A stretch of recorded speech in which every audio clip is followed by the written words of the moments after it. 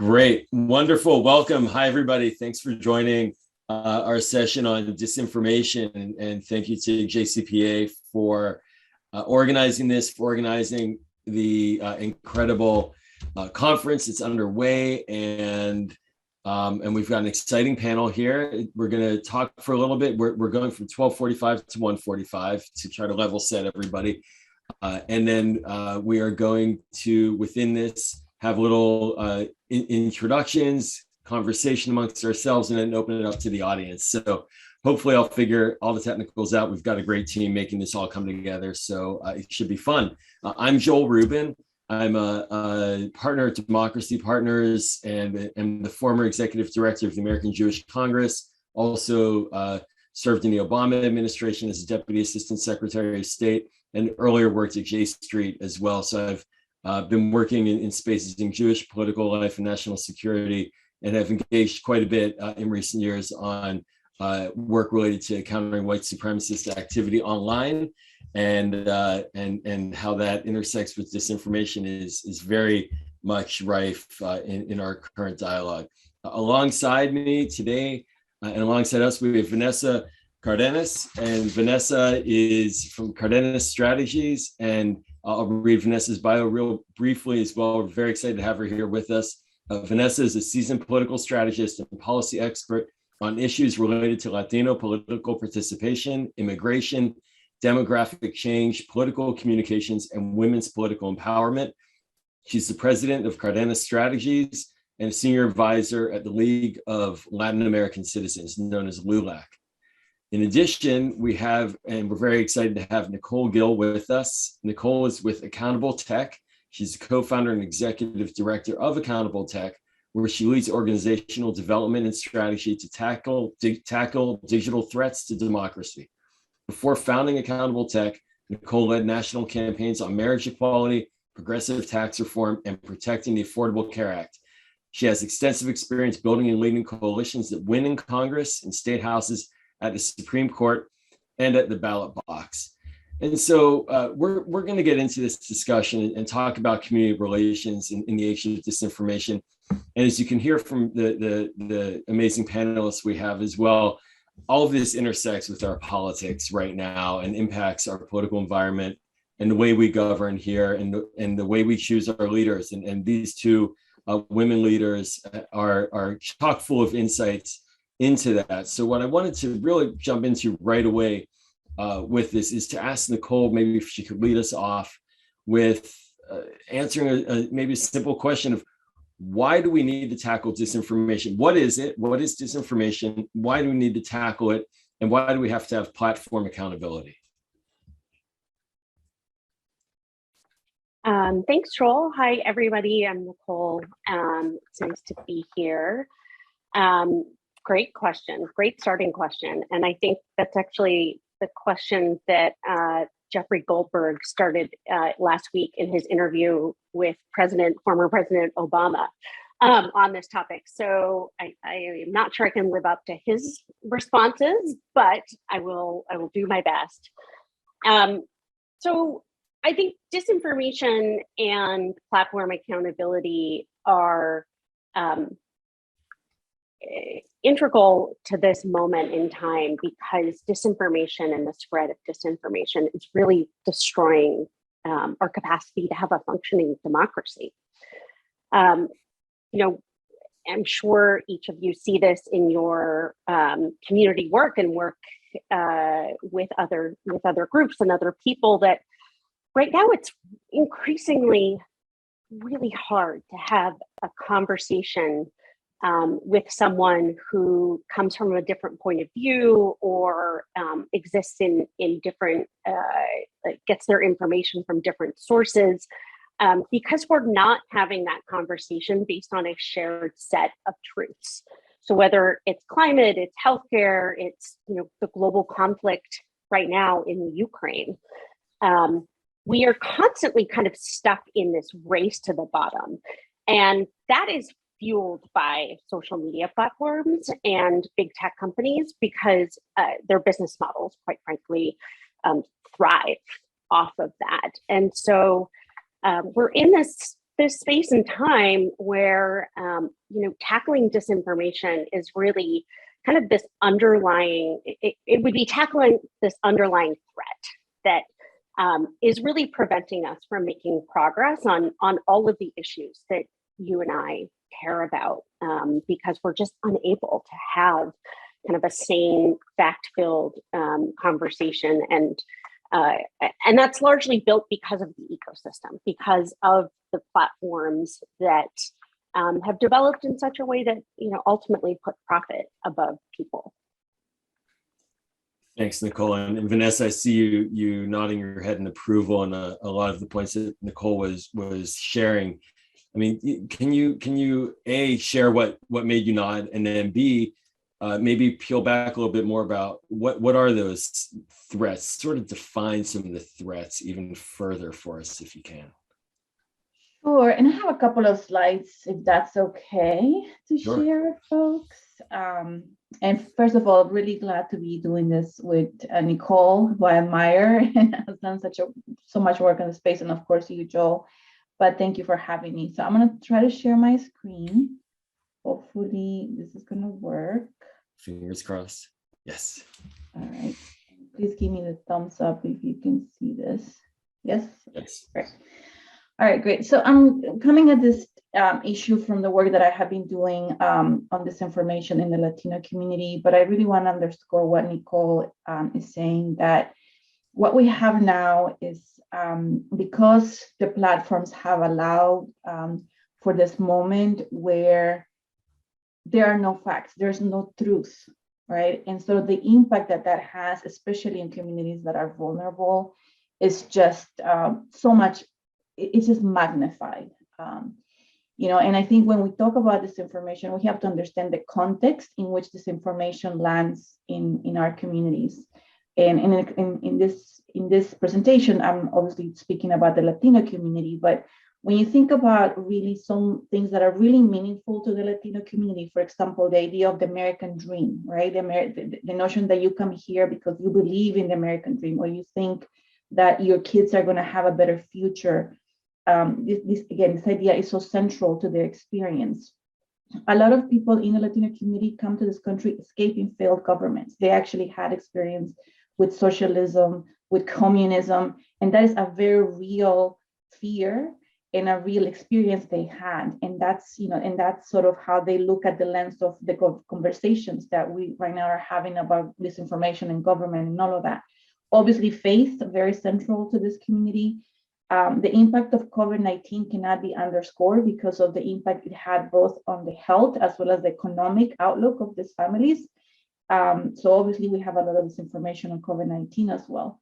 The other piece that I also want to underscore is also because of how we communicate with this community.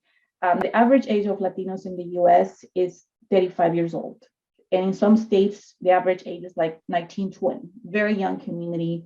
Very much, they consume news and information in different ways.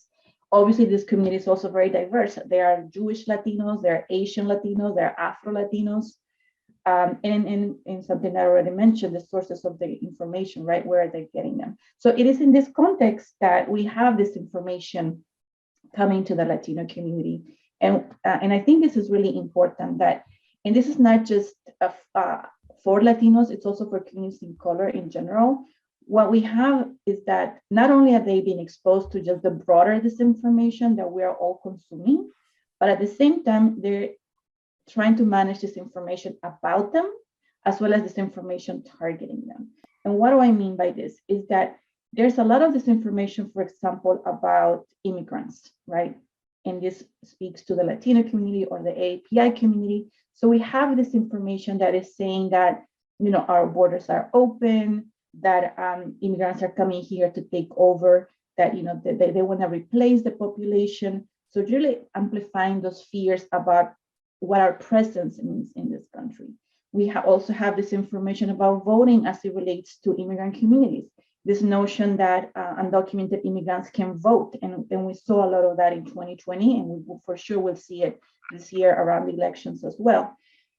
So we have that kind of disinformation about our communities, but we also have this information targeting them. And for this, I remind you back to the initial slide when I talked about some of the context in which these communities are operating. So this attack of socialism, this information around socialism, is very powerful in these communities because they have sort of that experience, and because they have many times that traumatizing experience in connection with this sort of forms of government. Therefore, any attack on socialism is going to really resonate and scare folks. We also obviously have the culture wars, and because of people's backgrounds in terms of their faith, their beliefs, and obviously their own sort of views of the world, may have a great attraction in these communities. So that I think that's really, these are some things important to keep in mind as we think about how this information is playing out. The other piece is that this information ecosystem in these communities is unfortunately very dynamic. We get this information from our countries of origin. We get this information because of the vast conservative ecosystem that has been creating, that includes radio, TV, political campaigns, think tanks, etc. We have conservative influencers who many times have long-term relationships with these communities. And this is a very good example in Florida, where we have conservative influencers, for example, that are Venezuelan or Cuban or Colombian. So they very much have developed these long-term relationships with the audiences that they talk to, and they have a lot of credibility in these communities. Then we have, in this aspect, it goes again to the platforms, right? The closed groups. We have WhatsApp as well as Facebook groups that are closed. So a lot of this information gets shared on those platforms. And last but not least, Spanish language media, which unfortunately, Vanessa? Yes. Vanessa, sorry to interrupt, but there's some problem with your share screen. So if you could please just go to stop share and share it again, and remove when you do share screen. Okay, remove optimize for video. Okay, it's on the bottom of the share screen. It says share sound and optimize for video. That should be unchecked. Do you see? Can you say that again? I'm sorry. Go share screen again, okay? Okay. And before you share it, on the bottom of that dialog box, there's optimize for video. If you could remove the check mark there. Oh, there is no check mark there. Oh, there is no check mark. Okay, Yeah. so let's try again, because we're getting some gray boxes on your share screen. How about now? No, it's still doing it. Mhm. Okay, Joel, should we go ahead as is? I mean, I defer to Vanessa if you feel good. I mean, I felt like you were doing great Yeah, with okay. the All right. oral presentation. So All right. yeah, I only have like, thanks though. It was worth the shot. It was worth the shot.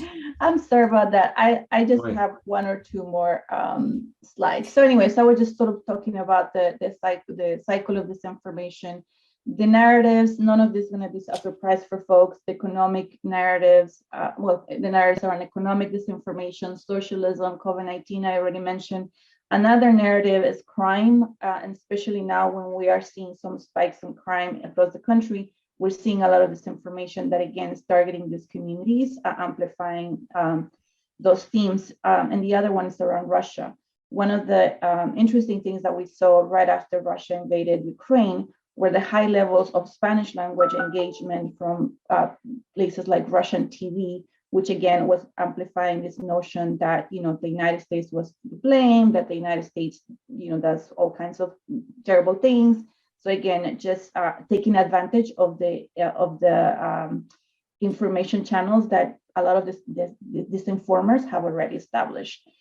So one last example here is, this is an example of the kind of disinformation we saw in 2020 that was particularly targeting Latinos in the Jewish community, and an example of the kind of language that they use. This was actually an ad that was included in El Nuevo Herald, which is the Spanish language version of the Miami Herald. So widely read in Florida, widely distributed. And you can see what they did here. They were pretty much comparing BLM to Antifa. BLM and Antifa to the Nazis. So, and this actually this insert was actually distributed in El Nuevo Herald for several weeks before they actually, someone from the community raised the flag and they caught it. But again, just to sort of amplify that these narratives are very much present, they're very much targeted, they are very much coordinated. And some examples of the things that we did in response to that, obviously, a lot of local leaders sort of caught the moment and spoke up against this, and then El Nuevo Herald and the Miami Herald apologized, and then they stopped printing this ads, but the damage had already been done. But obviously we work with groups like Bend the Arc to talk about how this was affecting the community. We also engage influencers that had connections with the communities to really push back on some of this very negative messaging.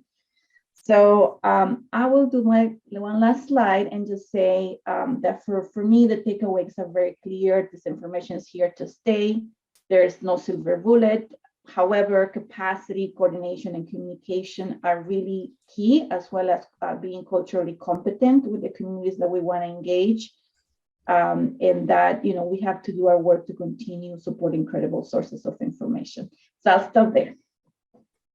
That was wonderful. Thank you, Vanessa, and really thorough and getting right at the heart of it. And so I'll pivot back to Nicole and maybe ask for your reactions, as well as share a little bit more about accountable tech and some of the things that you're all looking at as well in this space. Yeah, sure. Vanessa, you showed me up with slides. I mean, coming in. I had to practice strong here. I knew that you were on it, so I was like, I have to step on my game. Vanessa and I get to work together all the time, so we're old pals here. But everything that Vanessa just presented is true, and something that I think was implicit, perhaps across her presentation, is how prolific the problem is in every non-English speaking community. And so I am primarily an English speaker. And so the version that I see of Facebook, of Instagram, of Twitter, I'm seeing the best version, and it's still not good. It is still full of disinformation. It's full of hate speech. It's full of, harmful content, like pro-eating disorder content is, rampant across Instagram, for example. And those of us who are using the platforms in English are really seeing the best of the best. And in many communities around the world, where a company like Facebook really is the internet. It is the only way to access the internet. There's just no safeguards, let alone content moderation, to protect users and protect the sanctity of information and democracy. And so, Accountable Tech is an organization that we started 2 years ago to really get at the heart of the problem. And so some of the content issues that we're talking about here are essentially kind of downstream effects. When we talk about content moderation with regards to disinformation, what I think is we need to step back a few steps and look at why we even got to that place. And there are scholars much smarter than I who have studied this for years. Maria Ressa, I'm thinking of Shoshana Zuboff, who coined the term surveillance capitalism. But Accountable Tech really focuses on the core of social media companies, and that is their business model. And their business model is based on keeping you, the user, me, the user, captivated as long as possible on their platform. And they know how to do that. It is by serving more and more outrageous content that elicits a response, whether it's good or bad, right? Whether you're kind of aghast at what you see on a platform or you agree with it, the interaction with that platform is how the company keeps you hooked, but also gathers as much data as possible on every single user that they have, and then uses that data to tailor the experience that you have online. And so, unless we kind of deal with this platform business model problem and really tackle, put some safeguards around platforms and their role in society, we're going to continue to have these kind of issues that Vanessa was talking about globally. So, one of the core concerns, I think, for many folks who are in the Jewish community right now, and Vanessa, you touched on it a little bit, is this question of Holocaust trivialization. It used to be denial, now it's trivialization on platforms where the sort of equalizing of one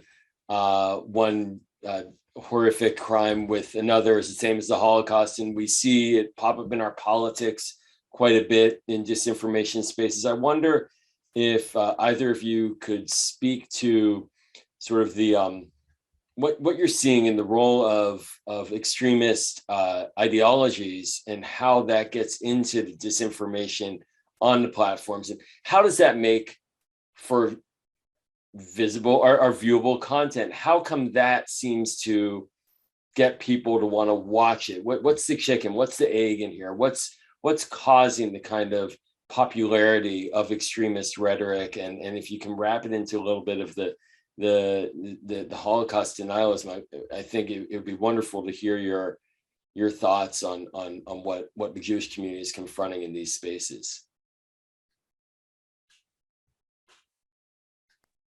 I guess I can start. Well, I think the biggest thing that we need to realize is that what the platforms know is that anger and fear create the most response online, right? That is why one of the concerns that we have as advocates is like, the platforms know that, therefore, why do they continue sort of creating the platform for this type of content? And, on the examples that I gave with the Jewish community, there's clearly a sentiment of anti-Semitism and some of the stuff that we saw that was amplified by influencers that then gets more engagement on social media, which clearly has an impact on community relations. We saw a little bit of that too with the African American community. I don't know if folks remember the Vanessa Gill case, which was a young woman who was in the military and she was killed. And the guy that was accused of perpetrating the act happened to be African American.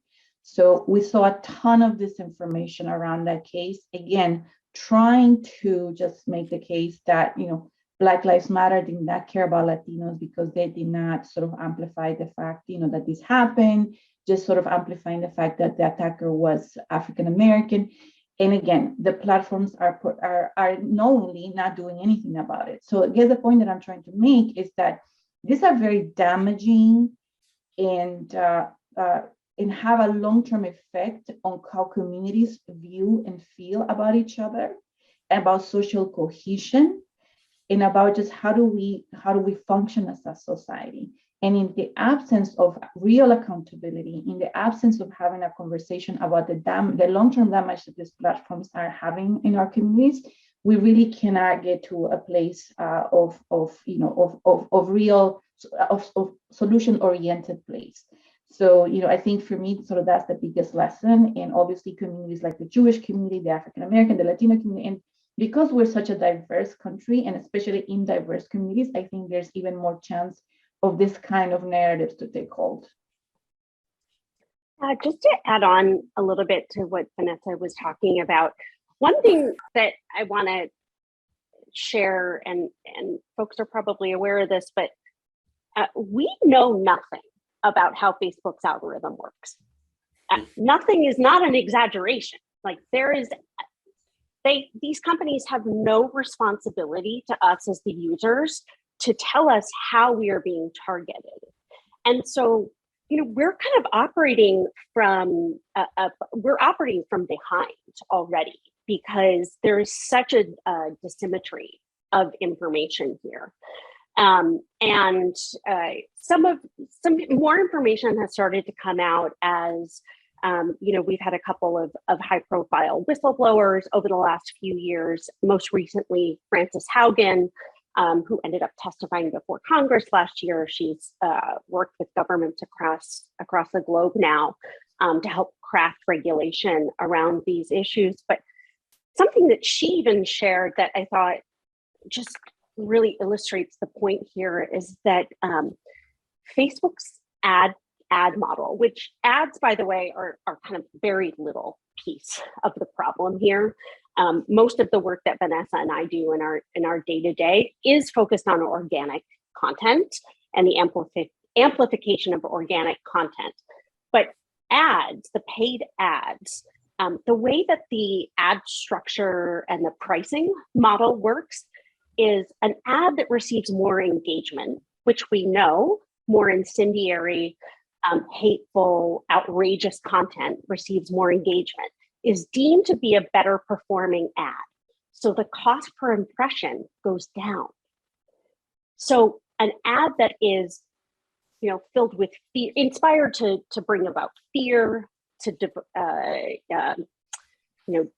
create division amongst communities, those types of ads actually cost less for the purchaser to run them. And so, I know I keep saying this over and over again, but it really all comes back to the business model here of these companies. And, they're built for profit. They're not built to protect people. That's a really deep point. The incentive, the profit incentive, the incentive for the companies is to create these negative echo chambers and disinformation.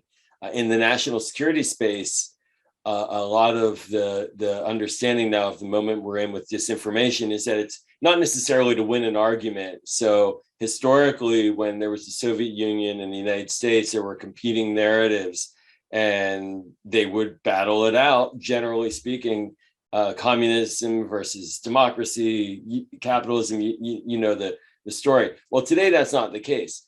Today, the goal for Russia in many respects is to create confusion, to have 1,000 narratives, not to have one winning narrative over the other, but to have one. If that loses, another, then another, then another, essentially to eliminate the concept of facts and of truth and create confusion, which is extraordinarily daunting for those working in the field and community relations. Now, you both talk to members of Congress, you talk to state legislatures, you talk to influencers. Who in your spaces are amongst those who really have an impact on the infrastructure of information that influences us all? Who's most amenable to your advocacy? Who is there to work that wants to work with you all? Where are you seeing change made, and how can you share with us a little bit about how you see potentially community organizations tapping into some of that as the quest for solutions is underway? Yeah, I can start, and then Vanessa, feel free to jump in. So the good news is that we have a much better understanding of the problem and knowledge of what some potential solutions could be now than ever before.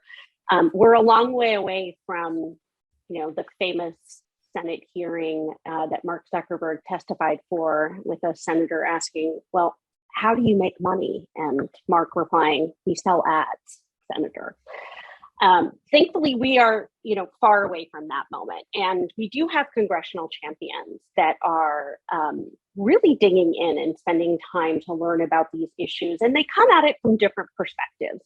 We've been spending a lot of time today talking about disinformation and the role of disinformation in breaking communities and bonds.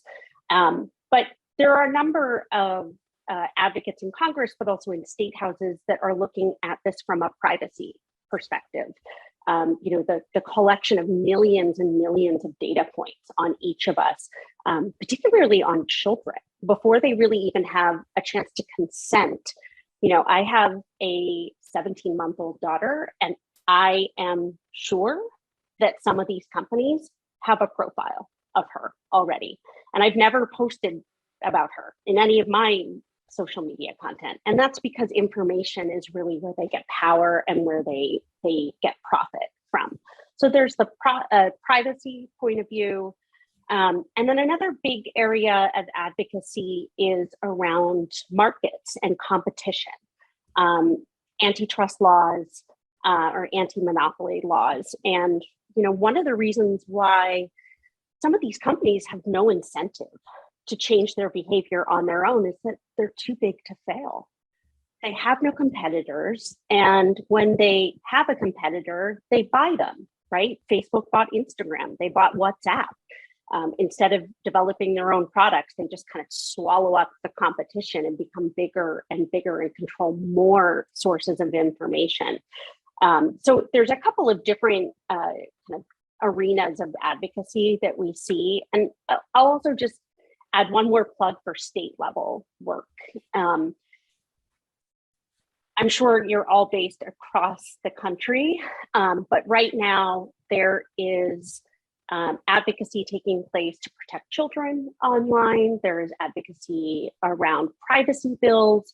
And unfortunately, a lot of the state level advocacy, because it goes under the radar, there's a lot of opportunity for company lobbyists to come in and really provide donations and shape the way this legislation works.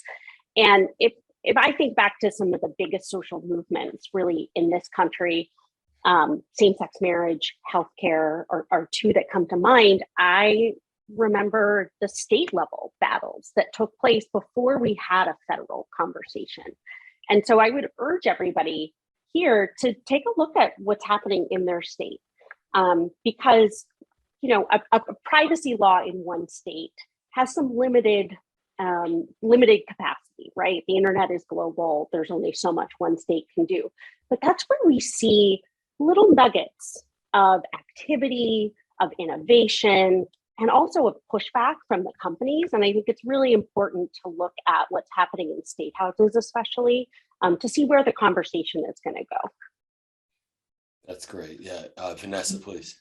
No, I think absolutely everything that Nicole said. I do want to underscore the state level work because, it's sometimes a little easier to get more traction there. Electeds are closer to the problems on the ground. There's more of an infrastructure of advocacy. And I think here, when it comes to privacy and mental health issues, I think parents have a huge role to weigh in on that. So 100%.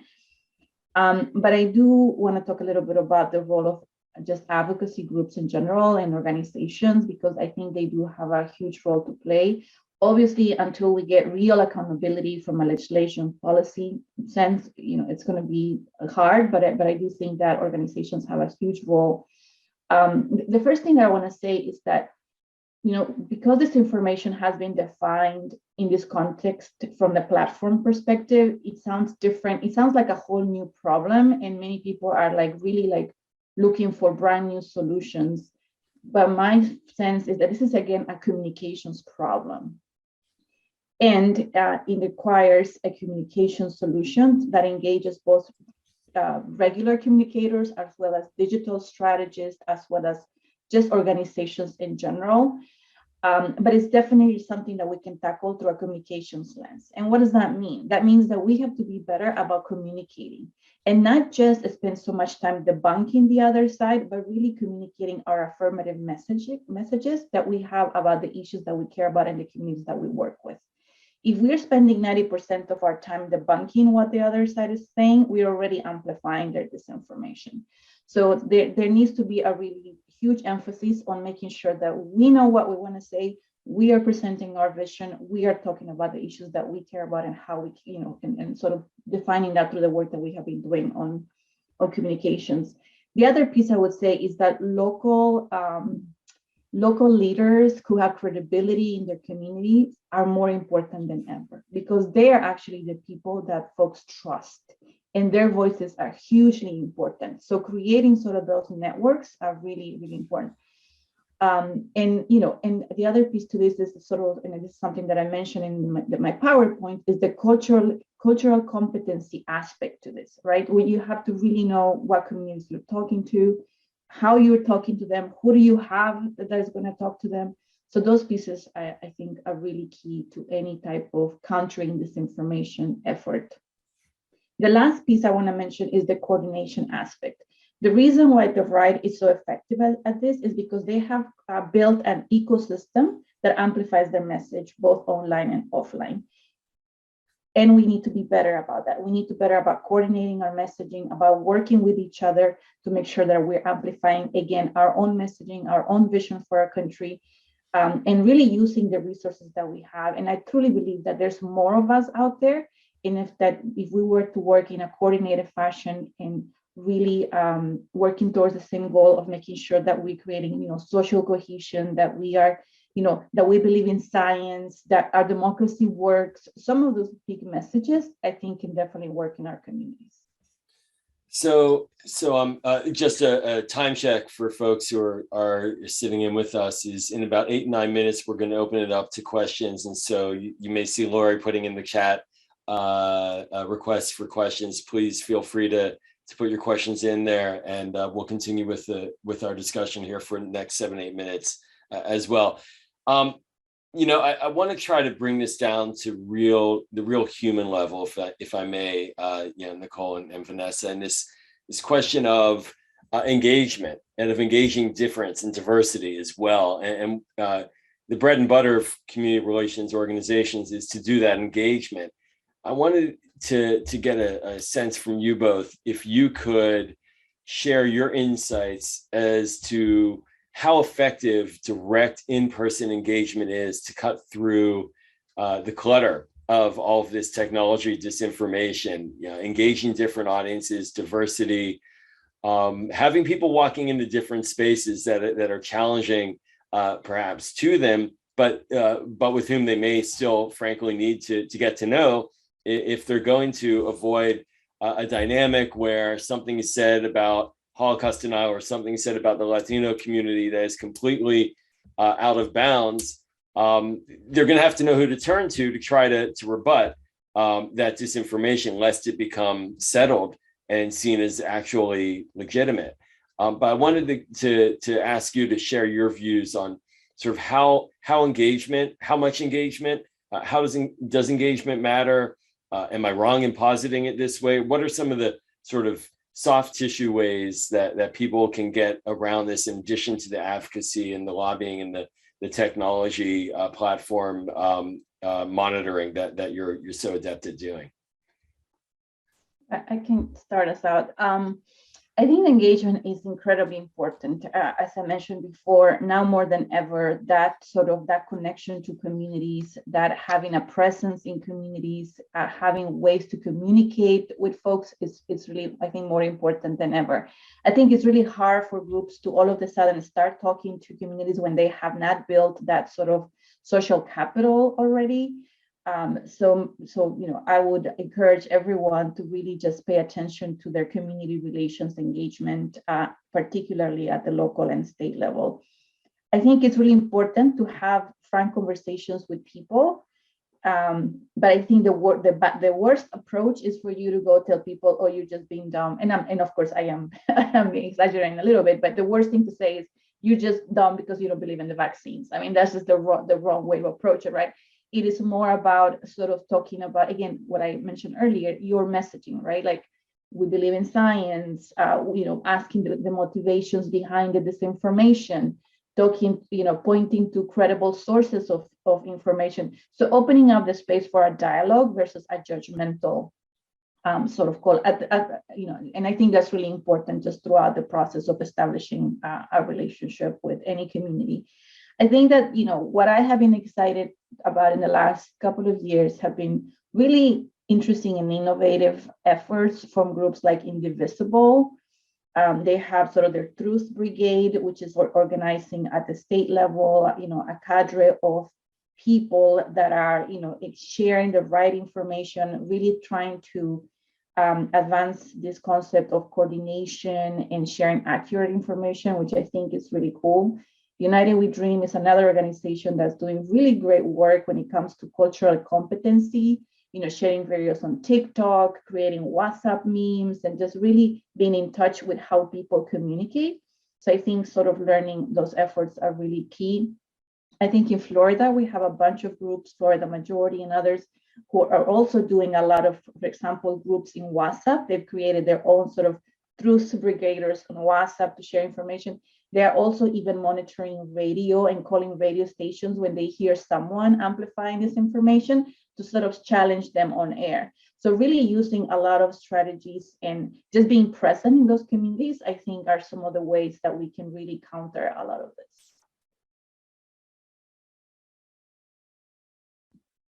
Thanks, Vanessa. Nicole, do you have any additional thoughts?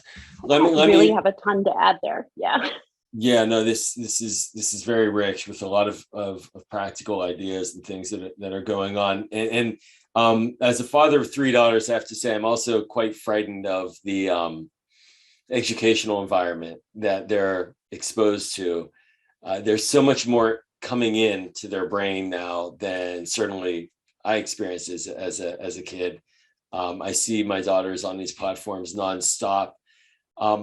Can you share a little bit of your views on, obviously it's a leading question, but you're the experts here on education. What are the points that you're communicating to policymakers, to people in the public square about education, about helping people to understand how to sift through and critically consume information in a manner that helps them to understand fact from fiction? Love to hear your thoughts on that, as far as how an individual down at the human level can really grapple with disinformation when it's coming at us from so many directions. Yeah, and Joel, what you're talking about with children especially is critical. None of these platforms were designed for children. They were designed for adult brains. And we know that children have different needs. They're at a different developmental stage. And a 13-year-old using Instagram is experiencing that in a different way than a 35-year-old or a 65-year-old, and in ways that can be quite damaging to their health. I'll answer the question in a minute, but I did want to just plug that there is a law went into place in the UK about a year ago called an age-appropriate design code. And in California right now, there is a measure before the state assembly for a similar type of piece of legislation. And what that would do is sets out a series of objectives or criteria, objectives that the companies have to meet. And so it's less focused on how you get there and more on the end outcome, and ensuring that any platform or service that children could use is designed with their security and safety in mind. So things like setting privacy standards to the highest level from default. There's a lot of data points and data collection from these apps and platforms that you don't even know is happening, and is happening with children as young as like 9 or 10, even though they're not technically allowed on the platforms. On an individual level, I mean, I think Vanessa and I probably agree on this point. We're not anti-tech. We're not going back to a place in time where I don't have my iPhone, I'm not on the screen, computers are being used in classes right now, and there's remarkable nodes of connection that come from technology. And, that's not changing. But what has happened over the last decade or so is we don't really have a language to have these types of conversations with one another, let alone with children. And so I think parents, are often really left in a hard spot because they're just unsure about what what the platforms are really like, what content their children are seeing, how often they're using them, how they're using them. And so to be able to have a really informed conversation with your child when, again, there's an asymmetry of information here is a challenging thing to do. And so in a lot of cases, parents just think, well, I'm going to protect my child, like no social media whatsoever. And then you see a child speaking on a platform, or they're just not going to try to limit anything whatsoever. And what really needs to happen, and I think media literacy is something that we could use at all stages of development here, but especially, in maybe like high school, that could be incredibly valuable. It's just, there's a lack of understanding about how platforms work and the effects that they have. And it's really hard to have these conversations at an individual level if you don't have that basic knowledge. Vanessa, thank you, Nicole. Any additional thoughts, Vanessa? Well, I just wanted to underscore how difficult this is for parents, because the playing field is not level, right? Here you have a parent trying to control their kids' social media consumption, while the social media platforms have developed products that are meant to hook people, right? To like get people to be on their devices 24/7, because by doing that, they are taking information about your kids. They are creating profiles about your kids. They're literally selling your kids' time, right? That's what they're doing. So when we talk about who's responsible, right? I think a lot of parents, and I have kids, I have 2 teens. We have such a sense of responsibility because we feel we are failing as parents, but yet we are against a product that has been developed again with the goal of keeping our kids, connected online. So it's not fair. It's not a level playing field. There needs to be, intervention. There needs to be accountability. At the very least, when we talk about the exposure that our kids are having, and I do believe that social media companies have a responsibility to bring some sort of normalcy or clarity about how kids should not be connected to their platforms. We need to have a conversations about what the platforms can do so that we don't have this problem, especially with our kids. Thank you for sharing that. Really comprehensive sets of points. And so we're going to pivot now to questions from the audience. And we've got one in the chat. Thank you, Lori, for honchoing this. I'll read it out from Sharon. It's and this is putting a little bit of the counter discussion into how do we what are our expectations of the platforms? So the question is, are the major platforms like Facebook and Twitter put in an impossible place to have to act like law enforcement when they're not equipped to do that? Also, when those companies throw users off, like deplatforming, can't those folks, those bad actors, go to more subversive platforms as well and do some damage in those spaces? Would love to hear either of your thoughts on this one. Great question. If you want, I'll go to deplatforming real quick. One of the things that we saw in some of our research when I was at the American Jewish Congress and looking at extremists, Proud Boys, white supremacists online is that when they were in particular kicked off of Facebook, deplatformed after the January 6th insurrection, they went to other platforms and platforms like Telegram or Gab, which are more esoteric, but the challenge with those platforms is that they were also populated by extreme right-wing actors. We saw a lot of neo-Nazi activity on those platforms. So we saw people who were generically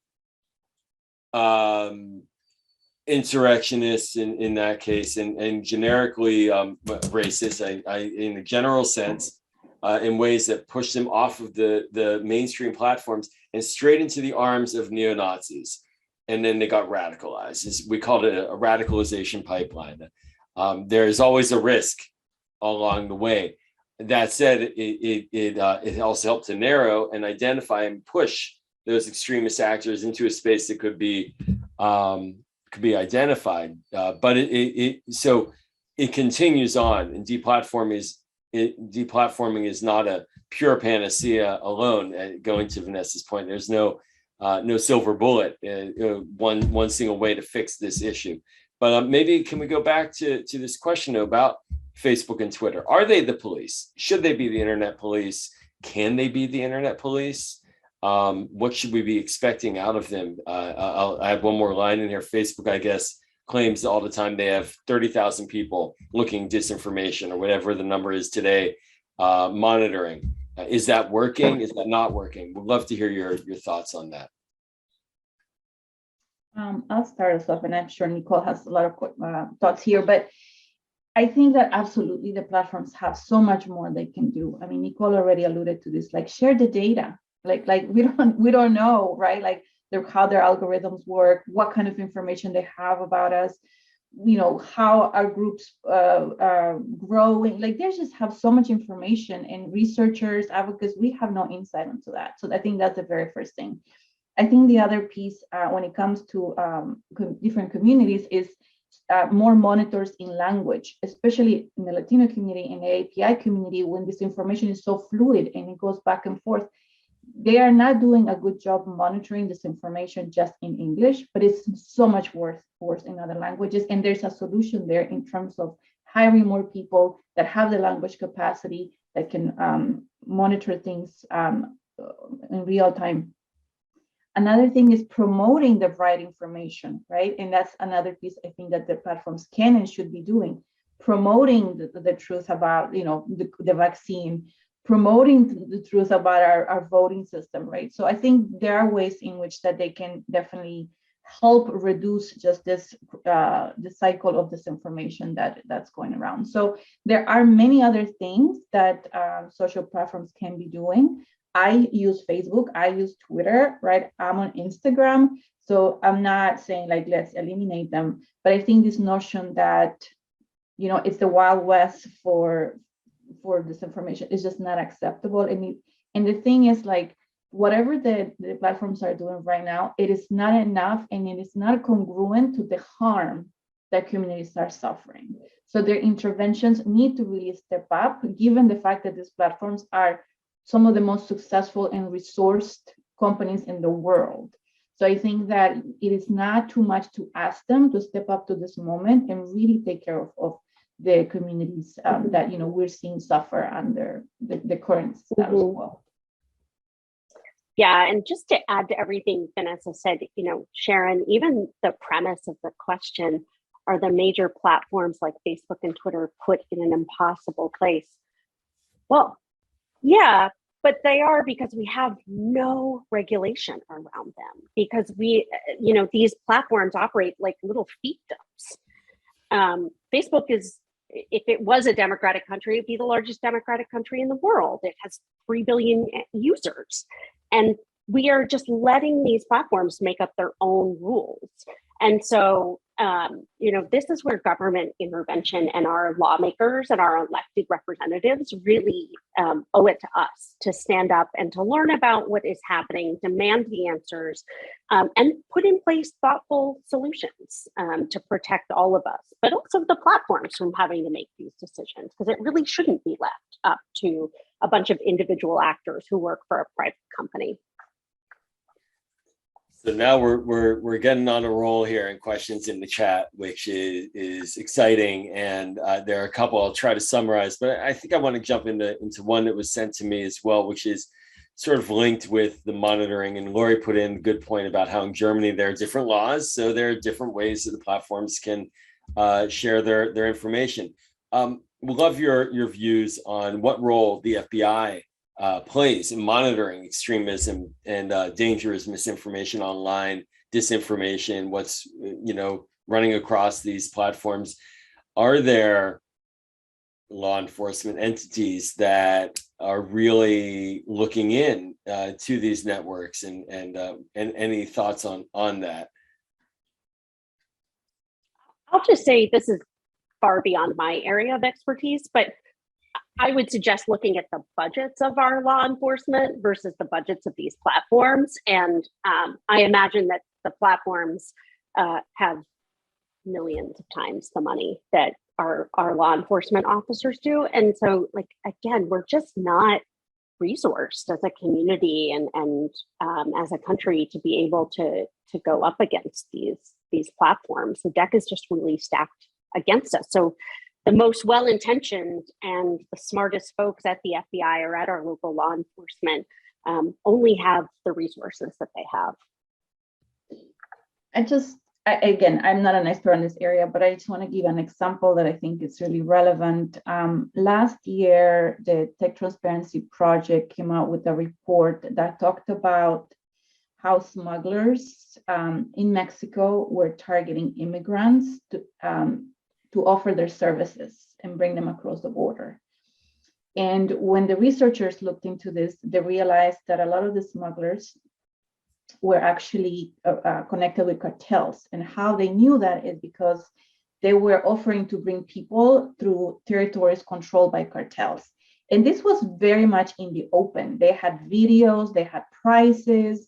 They said, we'll pick you up here, we'll take you over there. It was just, the videos showed people's faces, et cetera, et cetera. So they did this research, and we actually shared this information. The report was published and it got a lot of media coverage, and we shared, TTP shared with the platforms a list of 50 pages that they felt were criminal in terms of, the definition of how they were operating. So we're not talking about the sort of the person that maybe, brings one or two people across the border because they need money. We're talking about criminal enterprises. And this information was shared again with the platforms, yet they did not take all of those Facebook pages down, right? So here's a really good example of criminal activity that was verified by experts in the field, yet the platforms did not act. Obviously, this, we share this information publicly, but to your point, there's so much the platforms can be doing when it comes to this. They can be working with law enforcement, but they're just choosing not to act. And again, it's because, at least from our perspective, is that because they're not acting in the best interest of sort of our communities, right? At the end of the day, it is sort of like the platform is there for people to use, and even criminal actors can have a platform there. So that's great. Thank you for sharing that. So in the final 2 minutes, I'd like to ask each of you to provide us with your last thought, like one recommendation. Now, speaking to Jewish community leaders or community relations leaders, what would be one recommended action that they could take away from this that they should be thinking about doing in the next coming weeks on disinformation, on countering disinformation?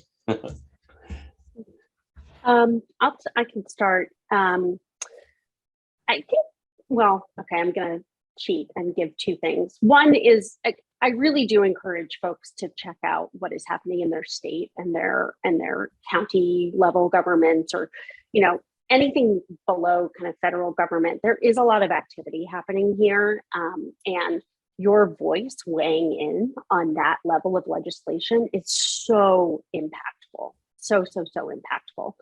The other thing I would say to this group especially is you're all leaders in your communities, and just being open and willing to have a conversation and ask questions of the folks that you work with, people that you mentor, folks in your community about what is social media doing in their lives? Like, how is it affecting their families? This whole topic is something that we just don't talk about a lot.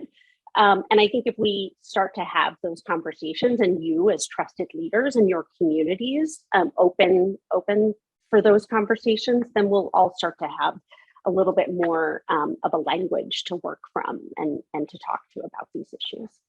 Yeah. No, I underscore and co-sign to the actions that Nicole laid out. I think that's really great. Definitely engaging at the state and local level in efforts is really, really important.